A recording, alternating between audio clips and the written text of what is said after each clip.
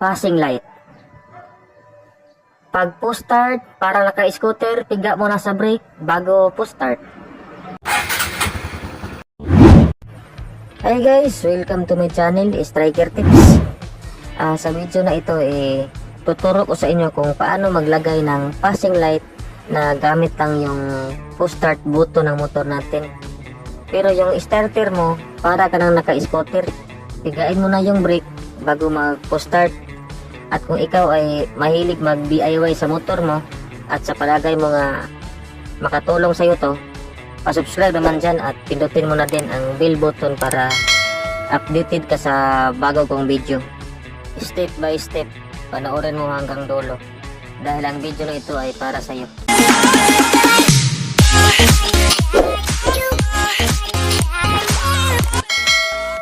Ito yung mga kailangan natin sa passing light.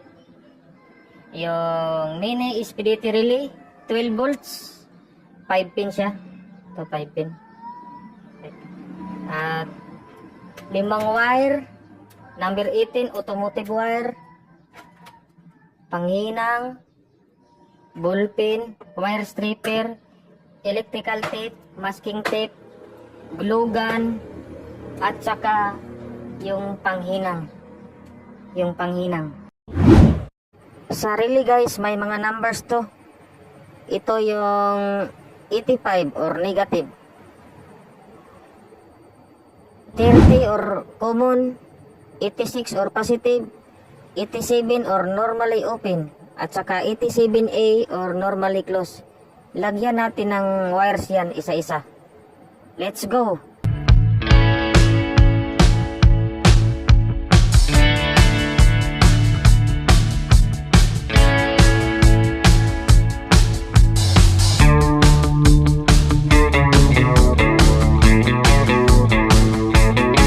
Kapag mayroong mga wires na, lagyan natin ng masking tape isa-isa.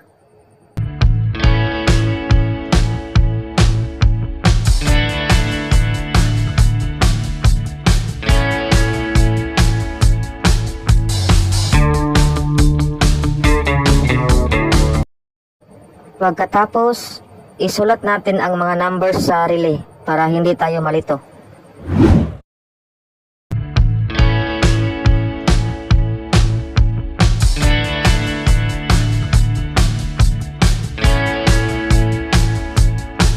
May mga numbers na, recap tayo. Ito yung number 85 or negative. Yan, number 85 or negative. Yan, 85 yan. Number 85 or negative. Number 30 or common. Yan, number 30 or common. Yan. Number 86. Yan, 86. Number 86 or positive ng relay. 87 or normally open. Yan. 87A or normally close. Pa-screenshot na lang guys. So, dito na tayo sa motor natin. Unang gawin natin, hanapin natin yung push button ng motor natin. Yan yung push button. Merong wire dyan.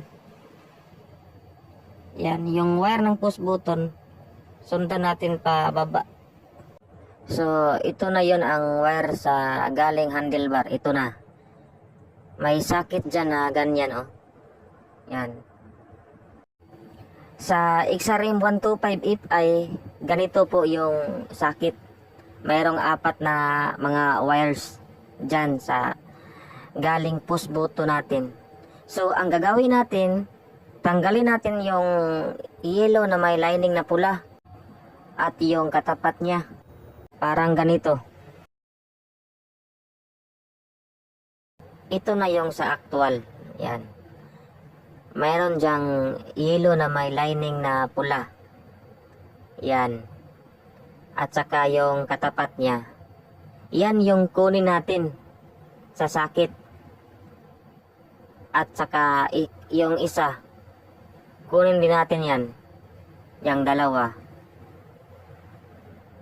Tanggalin muna ang sakit. Tapos kunin yung yellow na may lining na red. Yan. At yung sa isa din, tanggalin natin. Yan, tanggal na. Tapos, ibalik natin ang sakit.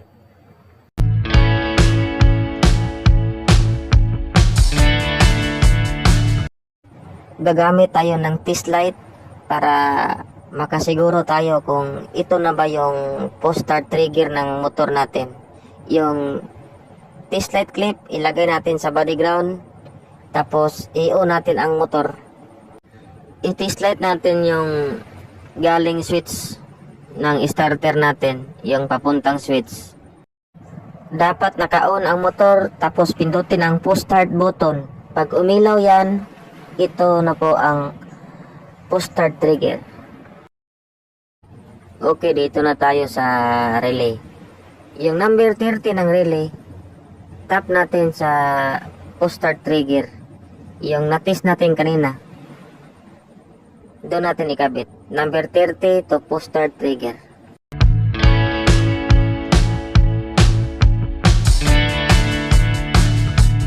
Okay, tapos na. Number 87 na tayo. Number 87, tap natin sa kadugtong ng push start trigger. Yung pinutol natin kanina sa socket. Yung kadugtong sa trigger. Yung yellow na may stripe na pula. Okay, tapos na. Number 85 naman tayo. Number 85, tap natin sa body ground or negative ng motor. Yung sa Honda color green, negative yan. Diyan natin ikabit yung 85, negative. Okay, nakabit na natin sa negative. Dito naman tayo sa 87A. Yung 87A from relay, tap natin sa high beam ng motor or sa mini driving light, positive. Yung sa positive ng mini driving light or sa high beam ng headlight natin. Yung sa high beam ng headlight natin is color blue yung wire.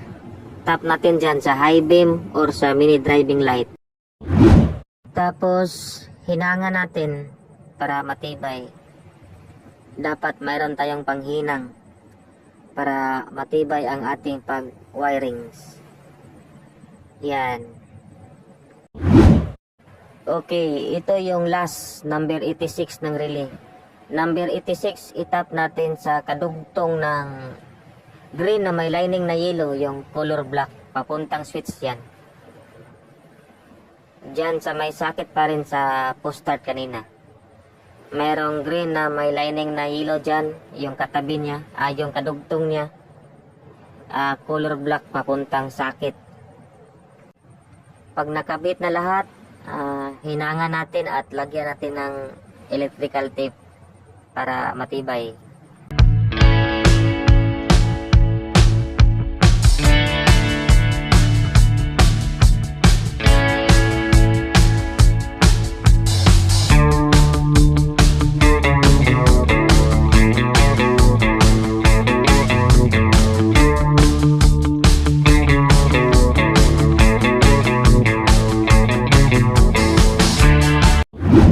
So, recap natin. Number 30, tap sa trigger ng push start. Yung yellow na may stripe na red. Yung number 87, yung kadugtong sa number 87, kadugtong sa push start kanina. Yung push start, kadugtong sa push start trigger. Yung number 85 sa body ground ng motor natin, body ground, number 85. Number 87A, ito yung sa high beam ng motor, sa Honda, yung solid blue. Yan yung high beam. Yung sa akin, dyan din sa. Tapos 85, tap to body ground or green wire ng motor. Body ground ng motor ng Honda. Solid green. At sa last natin, ito yung number 86. Ito yung sa brake light switch. Ito. I-test light natin yung kadugtong sa green na may lining na yellow. i-on natin yung motor, tapos mag-brake tayo, handbrake or foot brake. Pag brake natin, pag umilaw to, ito yung sa brake light. Yan, ito yung sa brake light. Ito yung sa brake light. Dito natin itap yung number 86. 86 ng relay. 86 ng relay dito sa kadugtong sa green na may lining na yellow. Yung kadugtong ng green na may lining na yellow. Yung sakit kanina sa push start, ito lang din sila. Yung sa push start at yung sa push start at saka brake light, nandito yung mga wire nila. Dito lang isa. Dito lang tayo magpo-focus. Dito lang tayo mag-focus sa sakit ng push start at saka brake light. Pagkatapos nating makabit, lagyan ng lugan itong mini relay para matibay.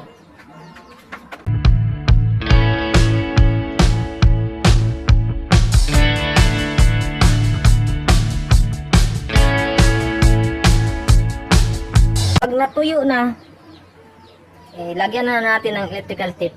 Linisan lang natin yung dapat linisin.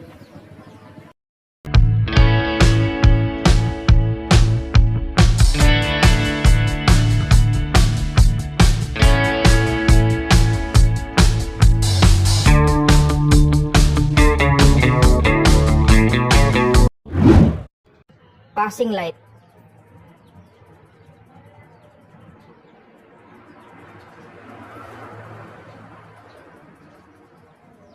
Post start. Pag post start, pigain mo na yung handbrake saka post start.